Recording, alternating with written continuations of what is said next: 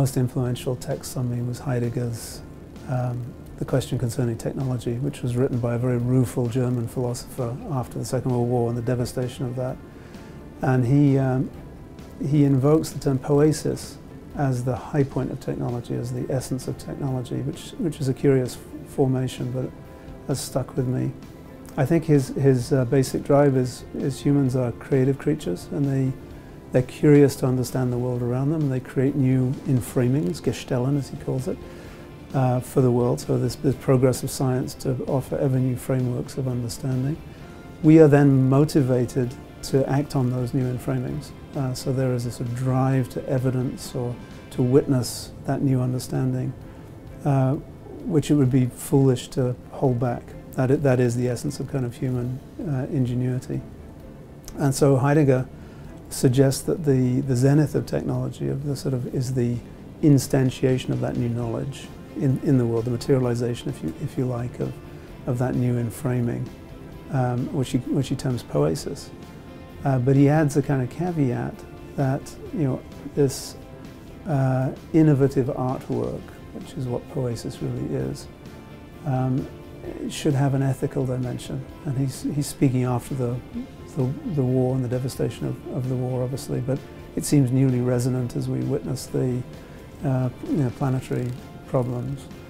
So he suggests that we need to exhibit a deep awareness of the consequences of what it is that we do. So increasingly, at a place like MIT, you're able to start doing that. As a practicing architect out in the world, it's very, very difficult to exhibit a kind of deep awareness of what it is you do.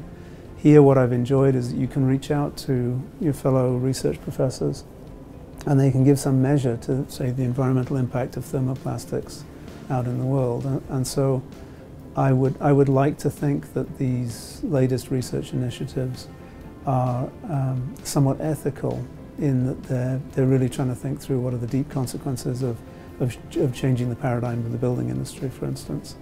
And I think the sort of ability to research with industry, but in an academic setting like this, is a remarkable opportunity to sort of think differently. I hope we're witnessing a new elegance of material deployment. Just upstairs there's a space that we did which was just farm forested plywood meets CNC machining, and we were attempting to utterly displace the usual logics of late industrial components, all the little metal fittings, by simply milling wood.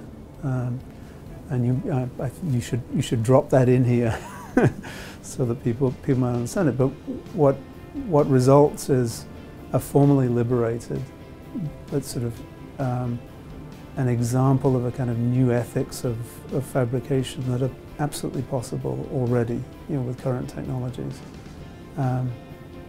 and which I increasingly dedicate myself to is having fun trying to do things more elegantly.